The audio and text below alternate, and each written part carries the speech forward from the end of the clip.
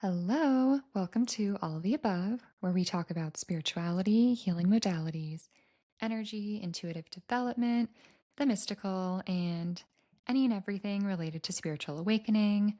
My name is Meredith, and I'm so excited that you're here and to jump into today's episode. Hi, welcome back to All the Above. As always, I'm so grateful that you're joining me here today, and I'm so excited to welcome today's guest, Morrisa Higer. Morrisa is a tarot card reader, an Akashic Records reader, a tarot teacher, a channel, an intuitive guide, and so much more. And her approach blends deep insight, humor, heartfelt conversation, and wisdom. And today, she helps people gain clarity, uncover deep emotional truths, and see their lives through a broader perspective. We first met in a channeling and spiritual development class and recently connected, and I had the gift of witnessing being part of a beautiful channeling circle that she did, which was just incredible and so beautiful. Um, and in this conversation, we'll dive into Marissa's journey, her connection to intuition, tarot, channeling, everything else. And hi, Marissa. Hi, Meredith. How are you? Good. Thank you so much for joining me. I'm so excited to go into your journey. And I'm so excited to be here. Thank Oh, you. yeah. Do you want to go right in and share how you got here, your story, your journey, anything that seems relevant to you becoming the Marissa that you are today? Yeah, I'll do my best. I never thought of myself as psychic or even all that intuitive, if I'm being honest, until a few years ago. I was always very interested in all this work and, how it worked, if it was real, all of that. And just for my whole life thought, oh, well, I'm not part of that. Like, I didn't grow up in a witchy home or to psychic parents or anything like that. And so I just thought it was something cool that other people did. And, I bought my first deck of tarot cards at like 20 years old, but never learned how to use them until probably 3.5 years ago or so. And that was really what just kind of opened Pandora's box on all the things. I took lessons and then I just kind of got into it and started realizing, whoa, I'm saying things and I'm knowing things and I don't know how I know them or where they're from. And then just the way I am, that little glimmer, I just took it and ran with it. I'd signed up for every class I could, started working on developing my psychic talents that I didn't even think I had, and just yeah, it's been this interesting journey of just kinda tumbling down one rabbit hole after another until ending up on trance channeling, and here I am. I love that so much and how it happened sort of organically too, where you didn't really seek this out. It seems like it found you in a way.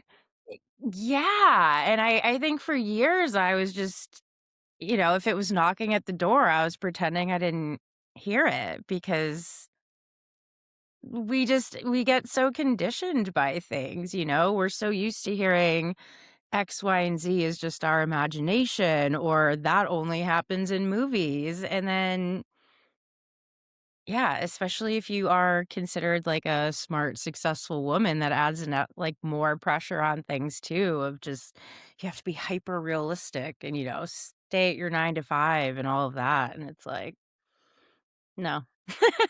I love that. Making that the new normal to just live authentically. Exactly. But I think for most of us, even just figuring out what it even means to live authentically is such a Right. challenge because we're not trained to do that at all. No. No, and you had a different career before this too. You were an English as a second language teacher. So I think that's so interesting to transition into something so different. Yeah, and it's really funny. I actually wonder this to myself all the time. You know how there's that concept of like you energetically attract people that are in a similar boat as you or on a similar, level. The number of former English teachers who are now tarot readers, astrologers, etcetera, that I know is so crazy to me. Like, what kind of pipeline is this? I love that. I think Laurelyn Jackson, the medium, I think she was also maybe an English teacher or some sort of teacher, but I I'm did so not intrigued by realize that. that. Yeah, I love that. So you didn't really feel spiritual up until a few years ago, or did you always feel a little bit of a thread to something outside of yourself? That's such a good question. Like, I used to say, "Oh, I'm spiritual, but not religious." And I think I never really had something to kinda ground my beliefs into.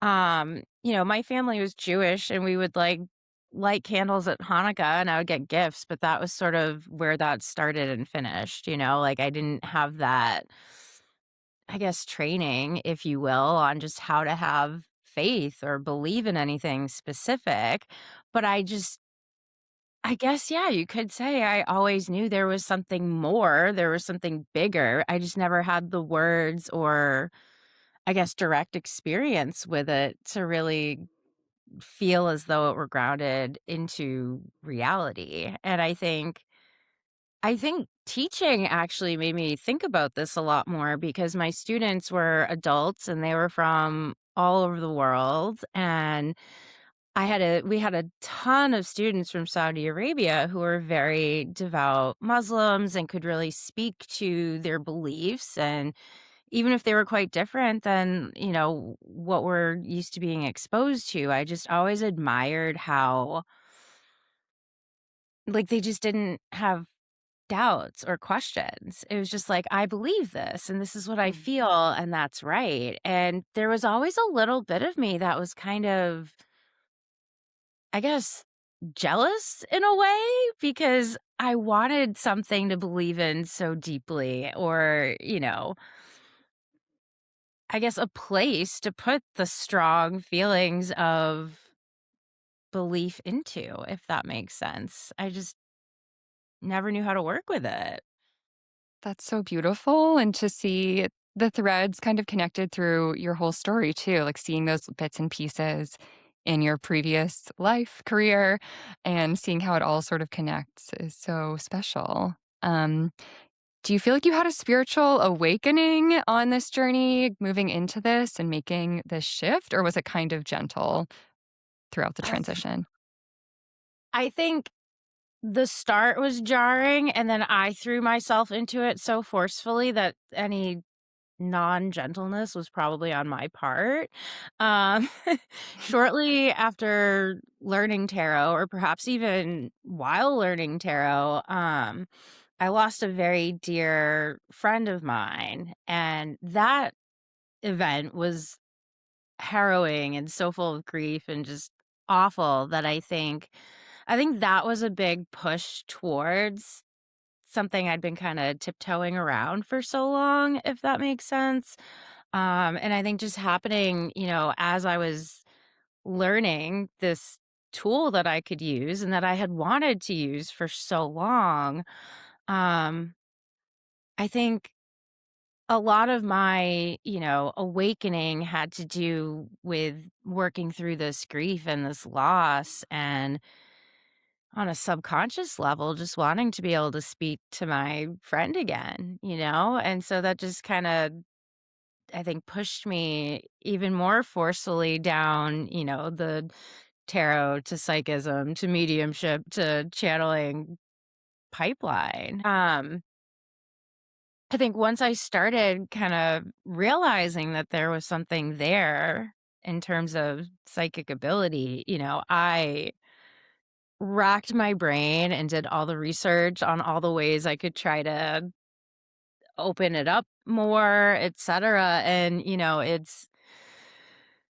th there were a lot of interesting things I did, or, like, products I bought, or, classes I signed up for. I feel like there's sort of a big market of people out there just for newly awakened people trying to, like, capitalize on things, but, yeah, I tried it all, and I mean, some of my friends thought I was absolutely nuts. Like, I remember reading about selenite for the first time, and it's a cleansing stone and this and that, and it'll open your third eye and blah, blah, blah, blah, blah. And I also remembered reading, well, don't put it in water, it will dissolve. And I remember the afternoon I called my friend and was like, yo, what if I dissolve this selenite in this water and drink it? Am I going to be psychic? And she was like, please just don't do that. Oh my gosh. Don't do that. And, like, that was how nuts I was Oh, trying to,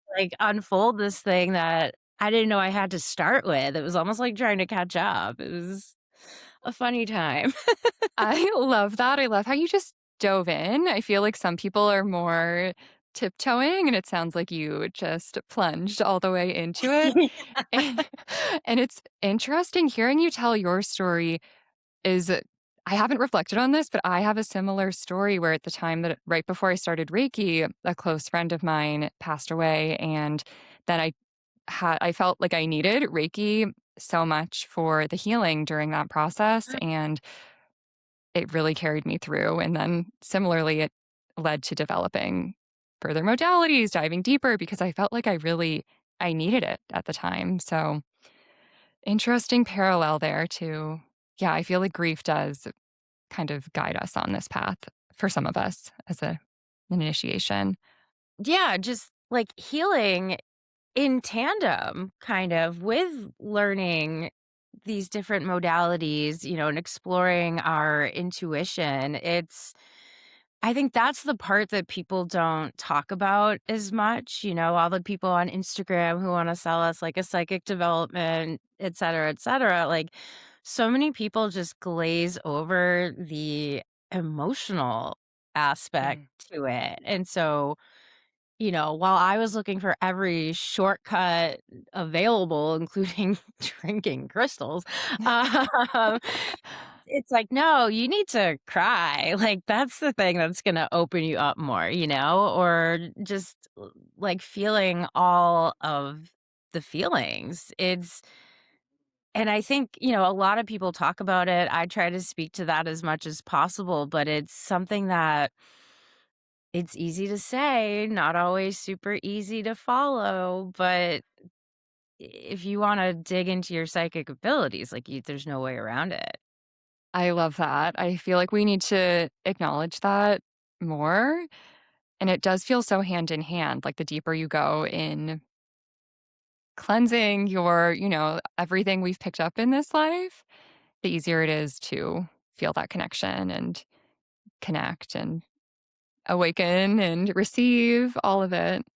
Yeah, 1,000%. I mean, I've been working through a ritual series for close to 2 years now, and it involves going through the major arcana of the tarot, and, so the third card in is the High Priestess, and I remember going into this ritual being so excited, like, "Oh, my third eye's gonna open like this, and I'm just, gonna levitate and, like, do all the psychic things," right?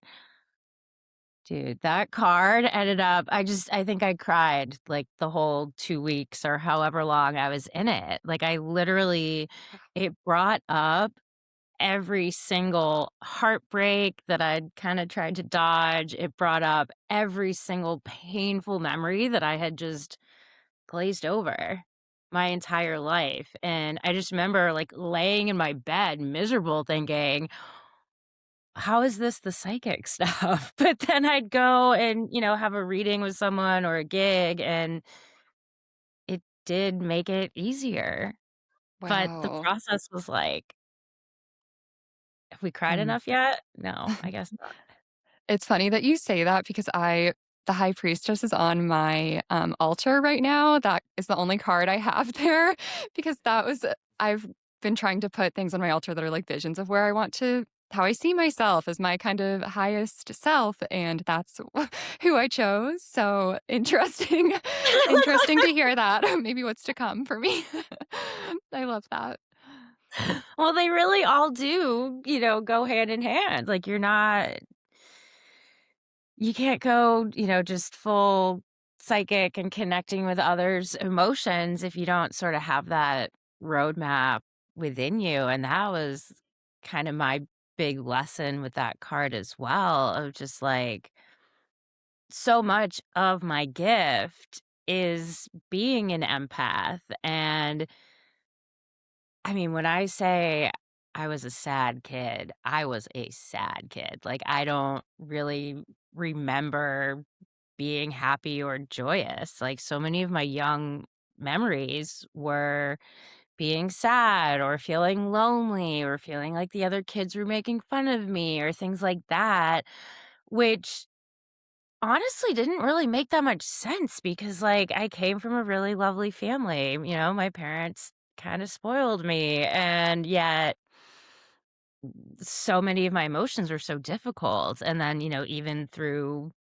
into adulthood, and I think I had this feeling shortly after learning tarot of just what was I waiting for? Like, why is this coming up so late in life that I'm discovering I can do these things?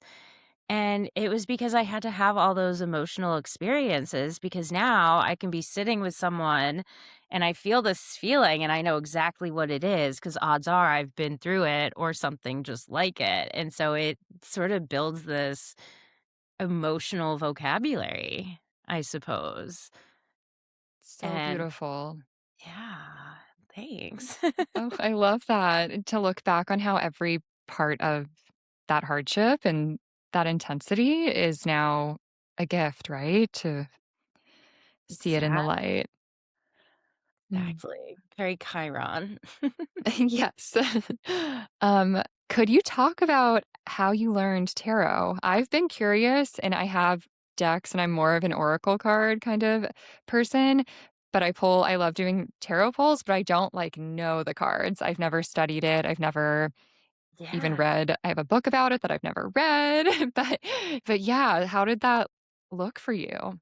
Yeah. I mean, so I started exactly that same way too. I bought all the books and would like pull a card, look it up, just which is kind of the quickest way to squash your intuition, honestly.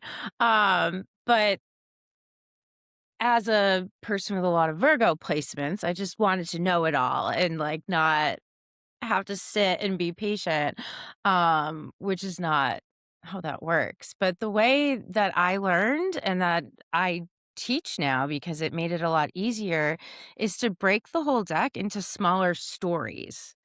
Mm, So, like, for example, you know, all of the wands are one story, all of the swords, all the cups, etc. Instead of trying to learn 78 individual cards, I break it down into like 5 different stories, and that made memorizing them all that much easier, but I think for someone like you, just kind of breezing through what they mean and kind of focusing on the art and what it mm. makes you feel, it is just as valuable. I know our brains like to have, every detail lined up, but they don't have to work that way at all. I love that. So it can be intuitive or it can be like structured. It seems like you can kind of just make it work for however your brain works.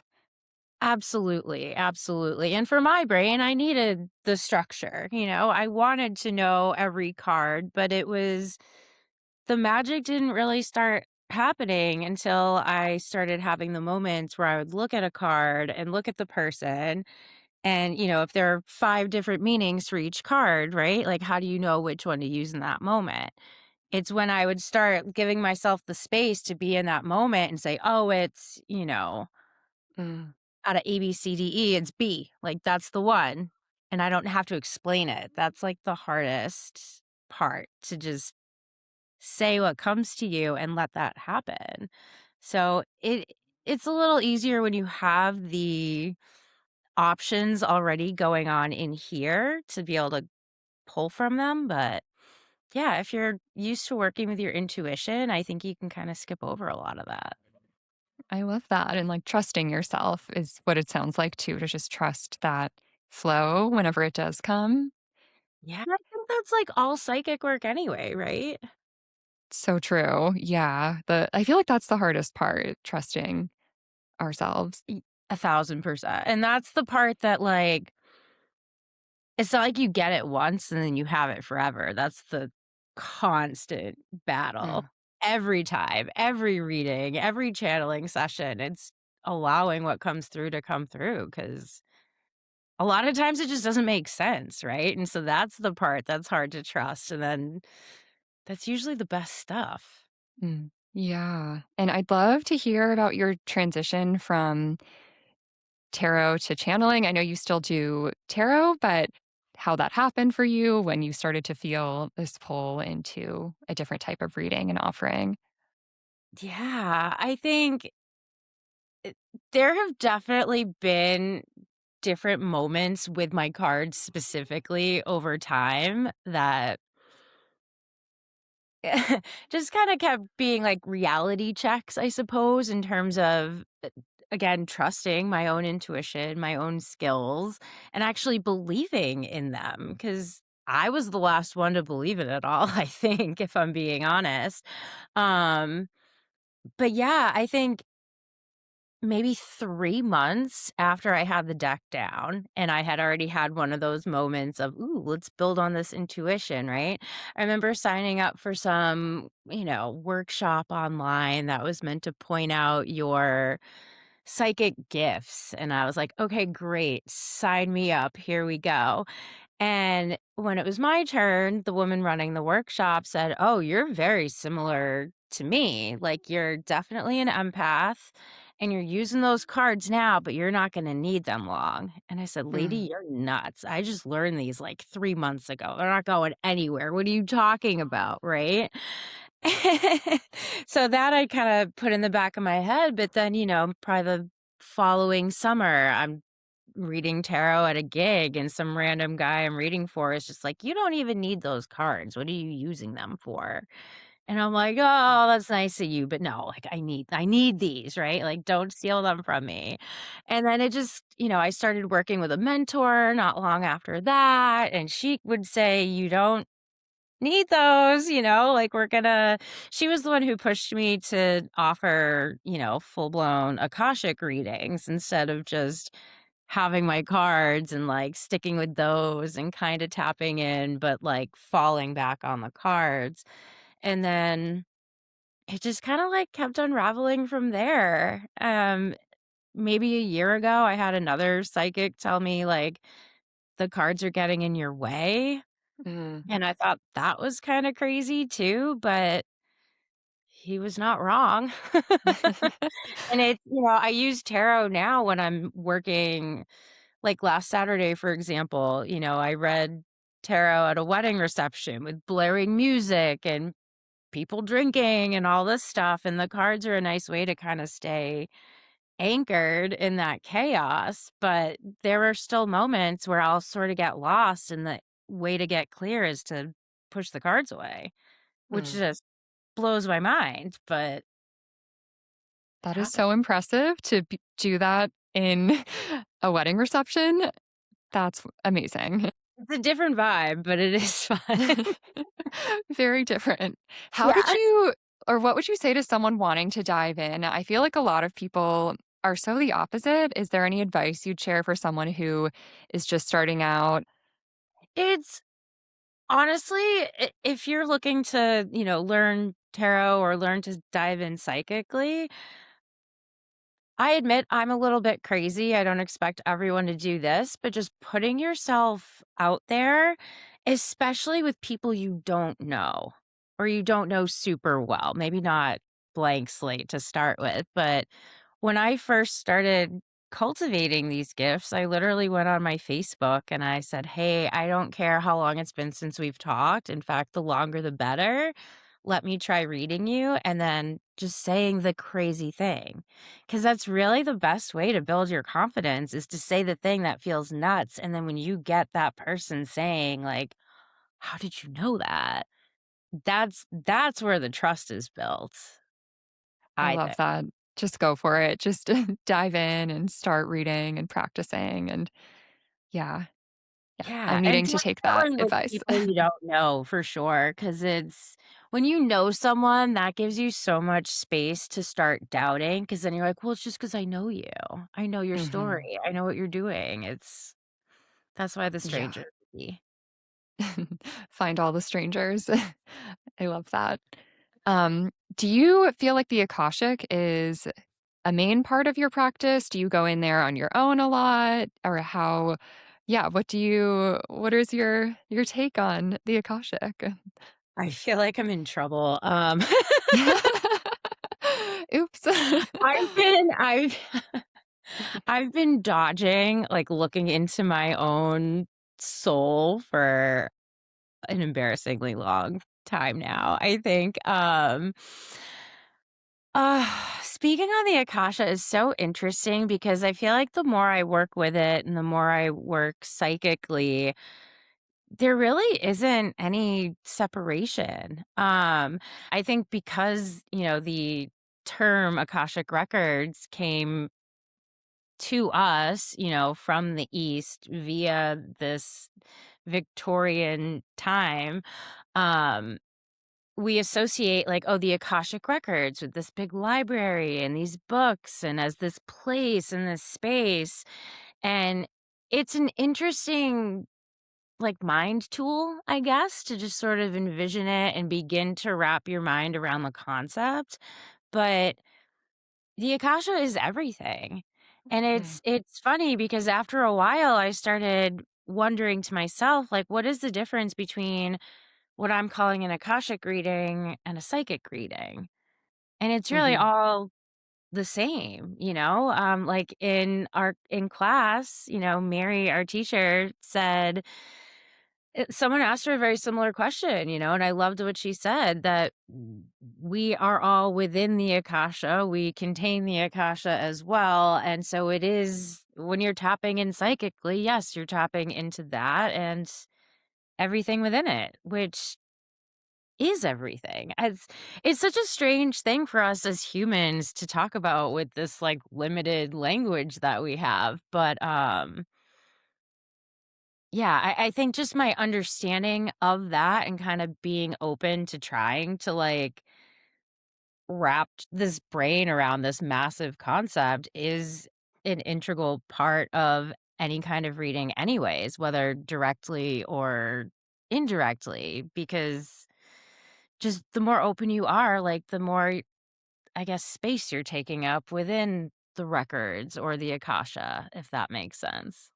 I love that. I think that's so cool to think about, and it's kind of like how we are all one with each other, with source, with everything, really.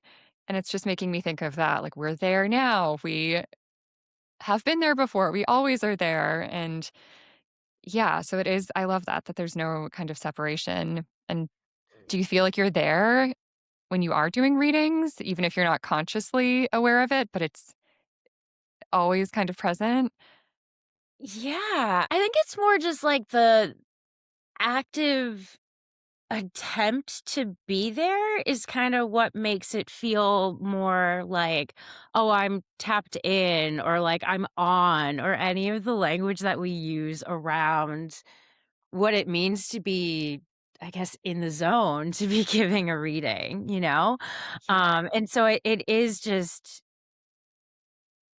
it's one of those things where even if we exist in it all the time, and we do, and even beyond time, right? It's all these, like, mental gymnastics. So even just trying to understand the concept is, like, one level of that, and then working within it is another level. But just the, like, mental gymnastics of trying to understand it is also kinda what opens up your intuition and that Mm, creativity and that ability to tap into things we can't, see with these 2 eyes, I think. I love that. And disclaimer, I opened the records for the podcast for all the above before this. So, yeah, it does make me feel more connected and just centered. And yeah, it is kind of like an on switch a little bit for me when I'm doing things like this and want to feel really connected. And Yeah, there's so much to that I'm still understanding with it too, that it feels so natural, but still like, how can we It explain some of this stuff? Yeah, and it's I don't know why, but the imagery I just got around all of this is like when you're breaking in a new pair of shoes, it's uncomfortable at first and you're like so aware of it. And I think with the Akasha, it's very similar. Like when I first started working with it, I had to have this big ritual around it and I needed this scent burning and I needed to be in the tub and like say this prayer and do all these things. And it's like, that's so useful at first. Just like when you have a brand new pair of shoes, right? You get excited about it. Tying your new shoelaces is this like ritual of its own. But after time goes by, you just end up being able to just throw those shoes on and not think about it and you don't feel them. They almost become this like second skin. And I feel like that's sort of how the Akasha or like just working with it starts to behave after some time. I mean, I remember giving a reading to someone at some point and saying, "Oh no, I forgot to say my prayer. I'm not in there. It's not working." But Mm. it was fine. It's you get accustomed to it and you just it's not that you're, putting it on and taking it off. It's more that awareness of, "Oh, I'm always in here. We're always Mm. connected." Beautiful. That's so helpful, I think, for me understanding and just to put words to the experience of, yeah, feeling that. I love that. Yeah. Um, and do you want to share a little bit about your experience with channeling, how that unfolded, how it opened up, where you are now with it, and yeah, the energy that you feel with that? Yeah, oh my gosh. It's probably the most exciting thing I've ever done, and I don't think I'm exaggerating. Um, it's I think what's honestly so cool to me about it is that I did not think I'd be doing this now at this point in time, and literally just over 3 years of doing any kind of psychic work at all.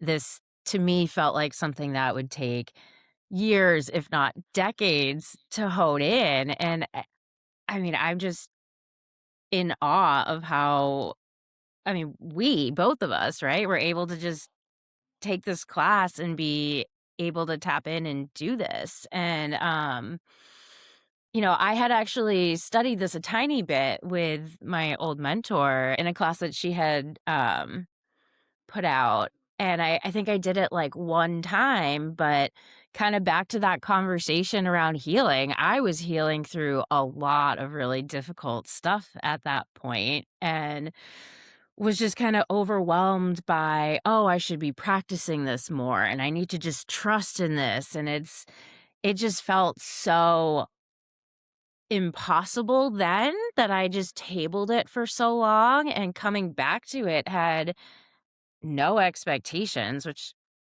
is kind of the most helpful thing for a lot of this work, right? Totally. There's that, but then, just time sometimes and letting myself get through the other stuff that was coming up when I first started, and in all honesty, maybe giving myself a break too was helpful. Um But yeah, I think just honestly being in class and like meeting so many lovely people and getting all of that practice really helped. And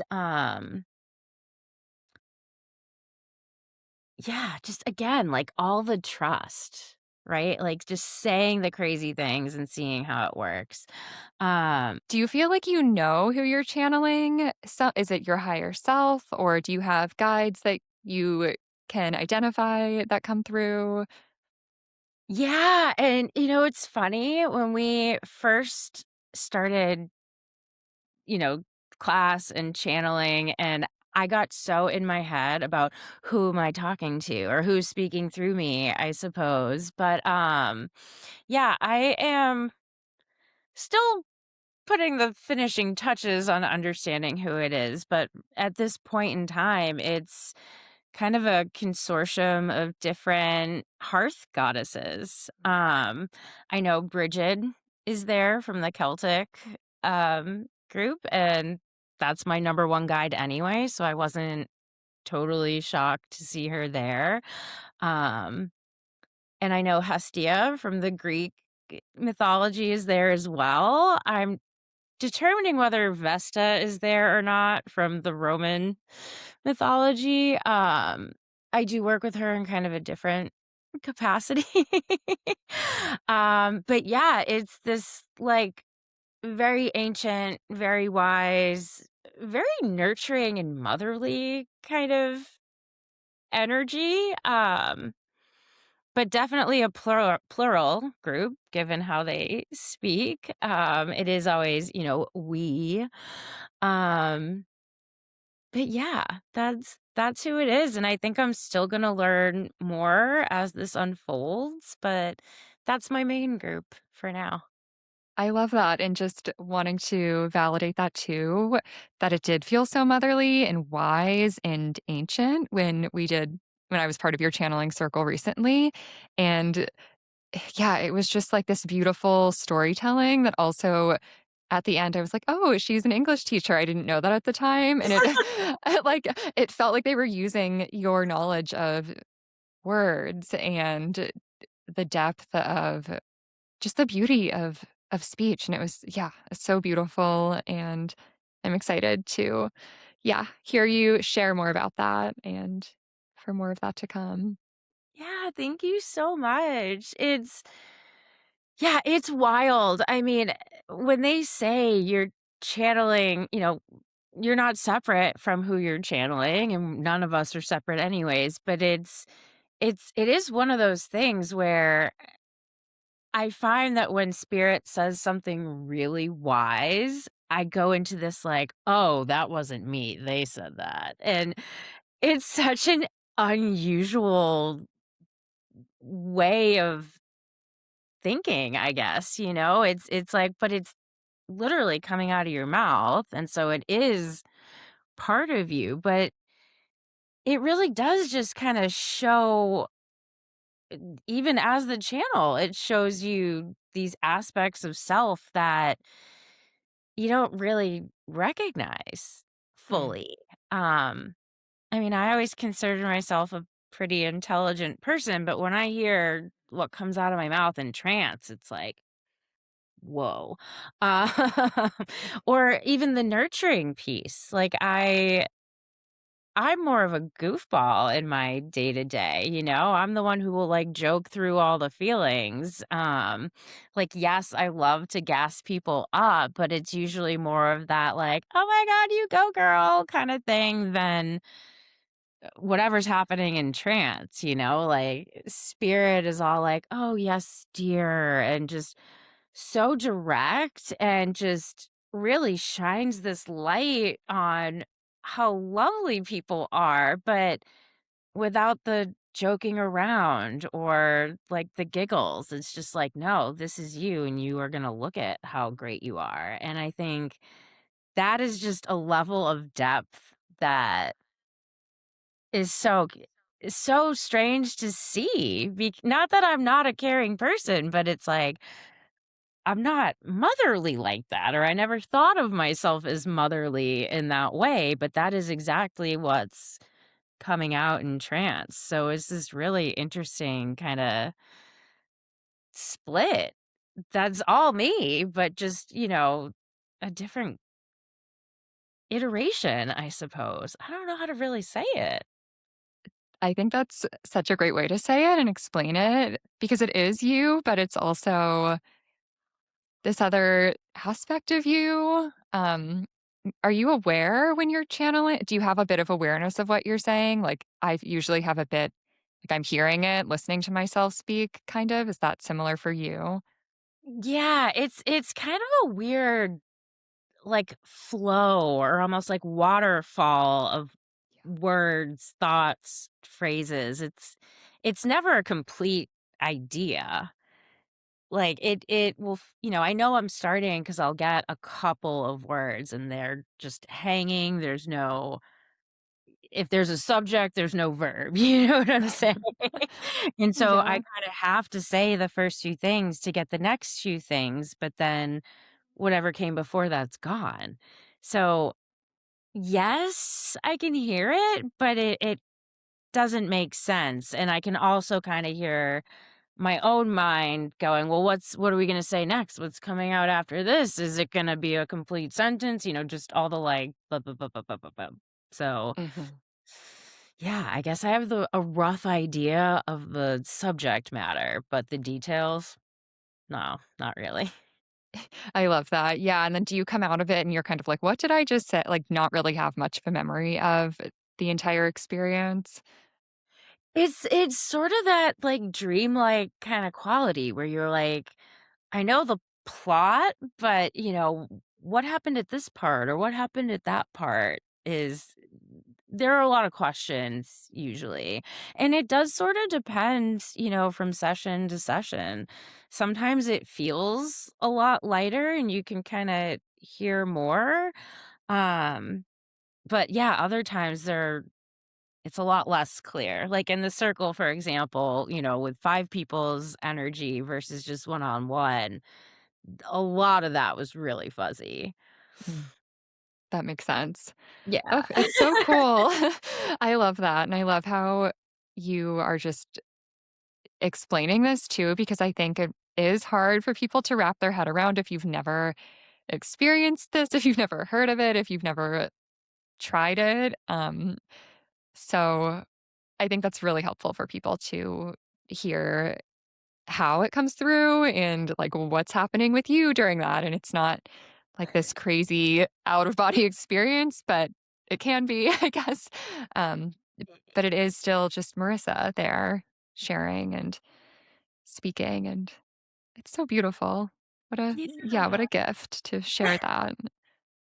Thank you. And yeah, it is so fun. It is so just different too. And in some ways, I've had the thought so many times recently where I think I had it built up to this super impossible thing to do. And I think part of that is TV and movies where, someone's voice is completely different and their eyes are bugging out of their head or like whatever. That just it creates this gap that makes everything feel so unmanageable because it's that part's not real. You know what I'm saying? Or like Hmm. my old mentor was such a good, like, deep channeler that I think that was also in my head of like, "Oh, I'll never be able to do that." But Mm, we can. We just have to get over ourselves and let it happen. I love that. And kind of on that note, you shared something recently on Instagram that I really loved, and it was about oh my gosh, I feel like I'm not going to say this correctly or as beautifully as you did, but it was something about like how can we celebrate our gifts and share ourselves and put ourselves out there and um how we all sort of can like put ourselves not celebrate ourselves and want to lift other people up, but could you speak to that a little bit and how what can we do to get over that, to help ourselves, to put ourselves out there and let ourselves shine as we really are? I think that's really the perennial question, is it not? And especially as women too, I think we walk this really I wanna say fine line. I don't think it's actually a fine line. I think it's just an annoying line between, how do we speak about ourselves and what we do and what we're proud of and not sound arrogant. Now, I Mm, think that's the question we ask ourselves in our heads, thinking that, it's you share one achievement and then you sound like a total jerk, and that's so not realistic. Um, I think we're just trained that like, oh, if you talk about what you're doing too much or you speak with too much confidence, people are gonna think X, Y, and Z about you. And it really it makes it so much harder to see our own good qualities when we're so scared to even speak about them because we Mm, don't want to sound off-putting. And so I'm not really even sure what the answer is to that because I struggle with it. And, part of, what I love about what I do so much is that I get to see how I'm not alone in so many of these struggles. So part of my inspiration in posting that video is because I had had that conversation with like 10 different people in 10 different days, of just like, can't you see how great you are? And then it's like, well, sometimes, but I don't want to be tooting my own horn. And it's like, why is it 0 to 100? Like, what is that middle, it's not a fine line, it's a pretty wide one. We just get so in our heads about how we come off that mhm, we hide from ourselves, I think mm. one of the lines I use there is, like, there's so many smart, intelligent, successful, beautiful women walking out there who have no idea that they have those qualities. Even though everyone Mm. around them sees it, it's like we're the last to know, Oh, that's so good. And yeah, I think it's so helpful just talking about that so we all feel less alone in that same feeling and can help each other and like cheer each other on whenever we are sharing those little wins and moments. So thank you for that. I love Yeah, that. you're so welcome. And then there's one thing on your website, which is such a beautiful website. But I love this quote you have there helping you see you like I see you. And I just think that is so beautiful. And I'd love for you just to speak on what that means to you and how that came to you through your sessions and work. Yeah, I think honestly that connects so much with what we were, just saying. It's there's so many people out there who are just so I don't mean beautiful just in the aesthetic sense, but just like beautiful people doing beautiful work and just doing their best in life, but there's so many expectations that we put on ourselves, that our families put on us, society puts on us, et cetera, that we get so lost in the sauce of what we're not doing and then focus on all of that, that it is hard to see our own good qualities, and oftentimes we do just need someone to kind of hold that mirror up and like force us to look at the good in ourselves. Um and I think, it honestly goes both ways a lot of times in this work. You certainly the more you do psychic work, the more you see that when people talk about like attracting like and, just energetic pulls towards people, like that is so real. And the way that manifests when you're doing a busy event is you will get 10 people going through exactly what you're going through and just kind of being forced to listen to yourself give guidance on something that you yourself need to hear and Mm, see. So we're all just mirrors is mm, really what it's all about, and sometimes you have to be forced to look in that mirror, and I find that with this work, it's always something beautiful you're being shown. It's just yeah. whether we're willing to look. Oh, I love that. Ugh, the willingness to look at it all is so profound. And I feel like we can spend so long hiding from the truth and who we really are and our light. So I love Yeah. that. We hear so much about, taking off the rose-colored glasses. It's like, "No, let's put on some rosier glasses." I think Yes. that's one of Yes. the worst tricks, like the rose-colored glasses, I guess, are how we see our own beauty, but we're told that it's not real. Mm. Oh, thank you for that.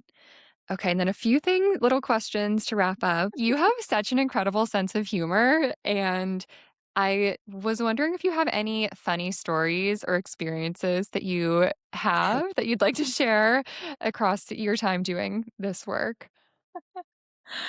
Oh my goodness.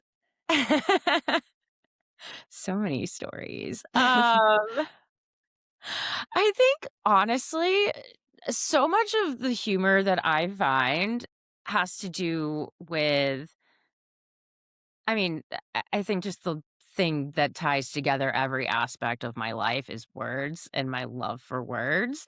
Um, but with spirit work, it's not always as easy to like get to the words, right? And Mm. for me, one of the skills that I worked the hardest to develop and really put a lot of pressure on myself to develop was my clairvoyance. And clairvoyance is cool, but a lot of times you just feel like you're playing what I call spirit Pictionary. So, like, you'll see a thing, and then when it comes time to describe it or try to give a message, it's like, I have no idea what's going on here. So, like, one of my favorite stories, and this kinda just adds to the just trusting yourself to say the thing idea, I was reading for a client, and I hadn't even actually started the reading. This was in person, and I think she was just shuffling the cards because I have everyone do that, and all I could see in my mind's eye was broccoli. Like, not a little bit of like, so much broccoli, like, mushy, steamed broccoli, to the point that I was like, "Am I about to say this to this person?" But, like, "Hey, girl, I'm just seeing so much broccoli right now, and I don't I'm just gonna say it because it's there." And I remember being so nervous and so scared to say it, but feeling at the same time like, "Oh, I have to." And she just starts laughing, and I'm like, "Okay, what's so funny about broccoli, right?" And she had been asking about her partner, and she says, "So, my partner's mom, when he was growing up, anytime he was sick, she would make him broccoli." And he kinda took that concept and has, like, ridden it off into adulthood, and whenever he is, like, physically sick or he's working through something emotionally, he makes broccoli. And so you're so spot on, and I was just like, "What?" 'Cause Uh, it was so absurd, it was just so silly, but, like, spirit just is silly sometimes, and it will come out to, like, match the person, you know? Like, I remember a separate time I was giving a reading to this woman and we were towards the end and she had one final question or something and just looking for confirmation and her spirit guides just went and I was like, I'm just going to show you what they did and she laughs and I'm laughing because I would probably never give a double thumbs up like that, but she's just laughing because she's like, "Yep, I'm a nerd. I guess my guides are nerds, and we're all nerds, and we're happy." And it was just like, so cute. I it's love just, that. you know? Yeah, that's so fun. The broccoli story. And, like, trusting yourself too again to just say it. Yeah, or like another one of my favorites, I was doing a reading for a new mom. I mean, like, new mom. She was literally, like, breastfeeding at the table getting her reading, Ugh. but, like, again, kinda the same idea where she hadn't even s we hadn't even really gotten into the reading, and I remember saying to her, I said, "I'm spitting this out because it feels really specific, but, like, almost too specific, it might be a metaphor." And I said, "I see you sitting and crocheting this blanket, and for some reason it feels very important that you're 2/3 of the way done with this blanket, but also this blanket is your autonomy." And she's just Oh. like, "What?" And I have my eyes closed for all this, and I just open my eyes and see this, like, shocked look on her face, and she goes, "Well, obviously, like, I'm a new mom, and, I don't have a lot of autonomy, and you're dead right, I did take up crocheting because I needed to find something to do for myself. But yes, like I am 2/3 of the way done. And I also kind of don't want to finish it. But like you said, it's the thing I'm doing for me. So it's so complicated and blah, blah, blah, blah, blah. And I was just like, okay, thanks, spirit, for the like 2/3 and whatever. But it was just so bizarre because, it doesn't really matter how long you're doing it sometimes when it's that specific, it Yeah. feels strange, it feels funny, and you're just like, "Okay, I'll say the thing," and then it's like, it hits, it lands, I don't know. Mm, But just yeah, the way it's presented sometimes, it's like, did we have to use that to bring up that conversation? mm. I don't know, but does it register something for people? Also, yeah. I love that. Oh, so specific and so just takes you right into the core of why they're there, I think sometimes too, without you even thinking about it, where it just pops in like that.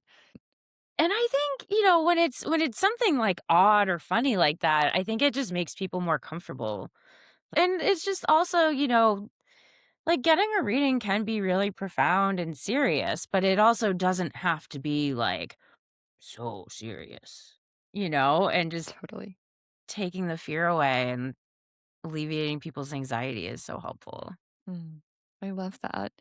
And then back to tarot, I am wondering if you intuitively have a card coming up for the collective right now, if there's anything you've been seeing maybe coming up a lot in readings, or just if there's something where you're like, this feels like the energy of what's going on in the Yeah. world right now. So it's funny, I would say at, the wedding I did the other night, I saw so much of the 9 of Cups, which is the wish fulfillment card. It's like, the happy Buddha is what a lot of people call him, or call that card, I should say. I'm trying to think if that's what the collective one would be. It's that's the thing when you do an event like that where everyone knows each other too, it's a little tricky. Should I Oh, pull one? yeah. Or should I close I my would eyes? love that. Yeah, whatever feels best to you. It's funny, in my mind's eye, I'm seeing the Tower right now, which Mm, I know is a card that kinda strikes a lot of fear into a lot of people, but I don't necessarily see it that way. I mean, yeah, it can be a harbinger of a life oopsie, we'll call it, but, I like to say with the Tower too, it can be like a doesn't have to be a breakdown, it can be a breakthrough, right? I mm, also feel like the Tower kind of speaks in a way to speaking as well, like getting out the thoughts, but I think I'm probably seeing that in my mind's eye just because we are heading into, summer right now. I think there's so much change that we all kind of feel happening in the background, but don't quite know how to put words to it yet. So there is mhm. this sort of like looming kind of energy. I find it Yeah, kind of exciting. I think a lot of people feel it with a little bit of fear or anxiety, but I love eh, that. let's I pull love cards, that. see what we get for everybody. Amazing. Thank you. You're welcome. Yeah, Mm. let's see what comes up. I Uh, I just pulled the Chariot for the mm, collective. I think that fits too. I mean, the Chariot speaks to we've been, in a nutshell, talking about confidence in one way or another this entire chat, I think, and the Chariot really speaks to that as well. Um, and one of my favorite details on this card are these 2 little sphinxes up front here, they're black and white, they're mysterious, and they're what's pulling the whole thing mm. forward. Um, but confidence to follow the mystery somewhat blindly, Ooh, that's everything we've been talking about. I love that so much. That's really speaking to me right now, for sure. Thank you. Is there a card that you're relating to right now or that feels like part of your journey that you might want to share or that maybe sums up where you are? Yeah. Well, maybe I saw the tower a moment ago because that's on my mind a lot. In terms of my ritual series that I mentioned earlier, that's my next one. I've been putting it off. I am kind of already anticipating it will have more to do with the letting that throat chakra shine, right? Just putting yourself out there. So that's one that's been on my mind a lot. But I've also been doing a lot of thinking in general about, I guess, good and bad, good and evil, or like, how we categorize people, places, events, things as good or bad. And I feel like this is getting like super meta, but how a lot of the things that we at different points in our lives think are these like catastrophes or just losses, a lot of times if we zoom out, it's like, yeah, that was this event that felt like, your foundation's crumbling beneath you, but it actually just sets you up for something greater. So I think a Mm, lot of us are sort of doing this dance back and forth at this time where it feels like things are going wrong, but it's really more like a redirection or just all these big changes that feel like the whole world's about to be going through. I don't know. I love that. I relate to that too. I feel like we're all, yeah, everyone's on this journey of like figuring out this unfoldment is kind of what it feels like to me, or knowing there's something there, but not being quite there yet and Yeah. connecting the dots a bit.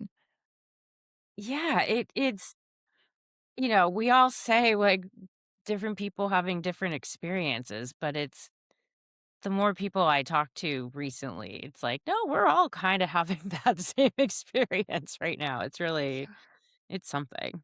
So interesting. Yeah. Thank you for sharing that. Well, pleasure. What would you say to anyone who might be doubting this work, or how do you deal with people who don't have a great welcoming attitude? Or maybe you don't encounter that. I would love if you don't encounter that, but Gosh. I very cyclically encounter that. And it used to bother me so much. I think the one thing that used to upset me the most is when people would, this would happen more in like a public setting, a market or a big party or something along those lines where you'll get people who are just like, "Ooh, tarot, that's so scary," or like, "Oh, like call the ghosts on me or Satan or whatever." And it's I used to get so stressed out about that because in my mind, I'm like, "You're afraid of me? Like, really? I mean, I know I'm wearing black today, but I'm usually, like, extra cute at these things. I try to avoid dark like, I look yeah. very welcoming. I never stop smiling. I don't that's more of a toxic trait than anything else. I can't help it, but when I hear that, like, "Oh, it's so scary," I'm like, "That's on you, I guess," and I used to try to explain and, like, talk about what a psychic reading is or isn't, but I don't bother with it Mm. anymore. And I don't say that like it was this easy off switch. This took a lot of work to get through, but it's that like people pleasing tendency that I was born with, You want everyone to feel comfortable, you want everyone to feel happy, but at a certain point you kind of realize, "Hey, that's a, impossible, and, like, B, if I turn that person away or I just shrug and I say, 'Hey, cool, you don't have to get a reading with me,' like, I'm not twisting your arm, as soon as they walk away, someone more open, willing, and a better match comes through.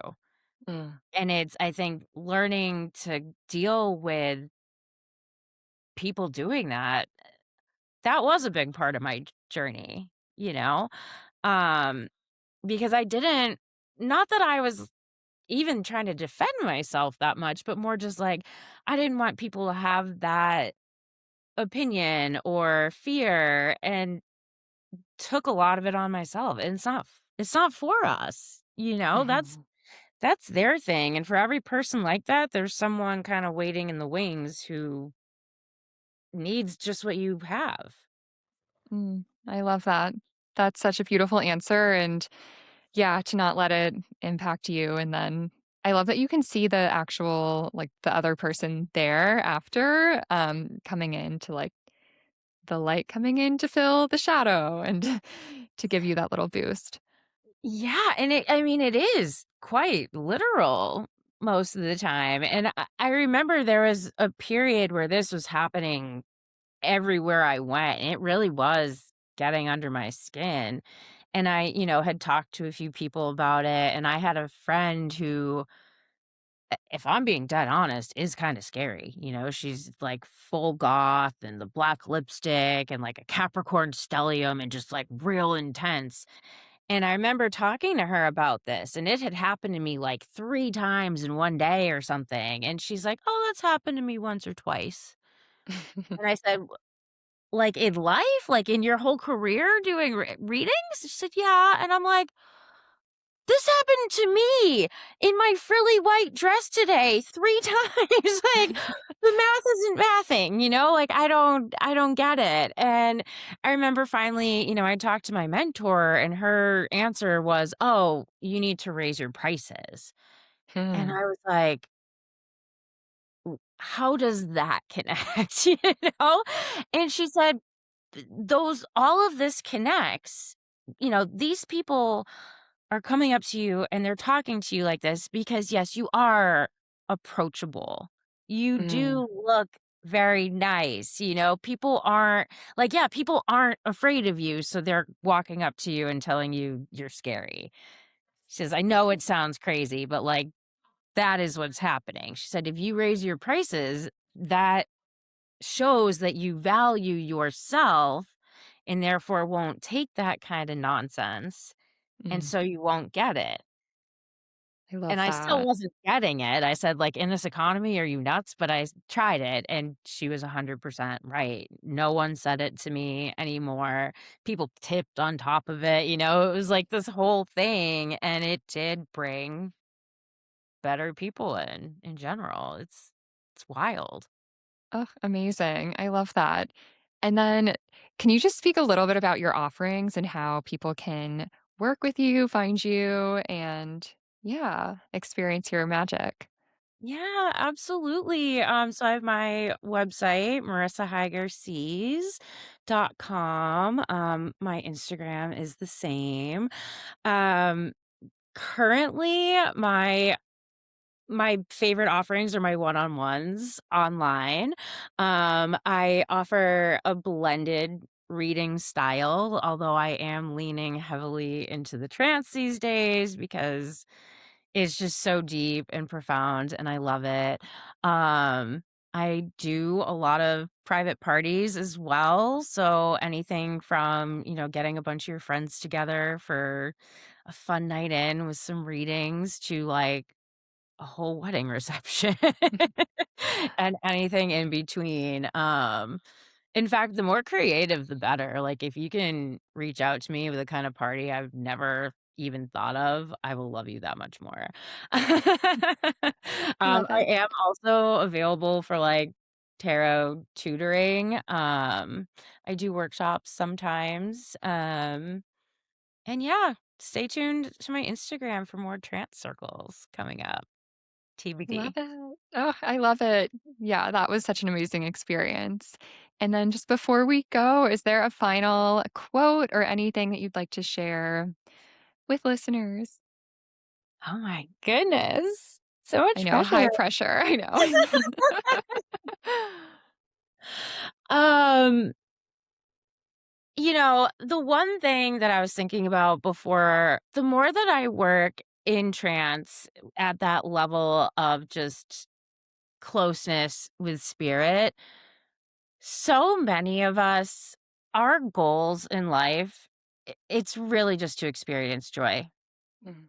Like, if you took everyone's kinda, calling or what have you, spirit is always taking it back to just, we're here to have as many experiences as possible and to feel as much joy as possible.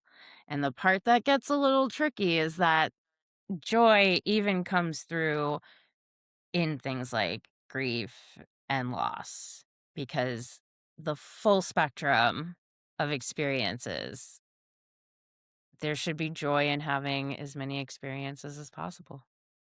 Mm. Oh, Marissa, that is so beautiful. Thank you. Spirit came up with that one. Yeah, I was like, I think you're channeling right now. Like, I love that. This has been such a beautiful, fun conversation, and I'm so grateful for your time, your light, your wisdom, for sharing your story with all of us, your truth, and for being out there in the world and sharing your gifts. You are such a gift, such a light, and so grateful. And yes, sending you so much love, and thank you Oh, so much for doing this and sharing and being here, Marissa. my pleasure, Meredith. Thank you so much for having me. Yeah. Okay. Bye, Marissa. Bye. Thank you so much for joining me on today's episode of All the Above. I hope you found some wisdom, insights, remembrances within yourself, and I hope you remember how beautiful and divine you are, and that you have so much to offer and bring to this world. And your gifts are so needed. You're so needed exactly as you are.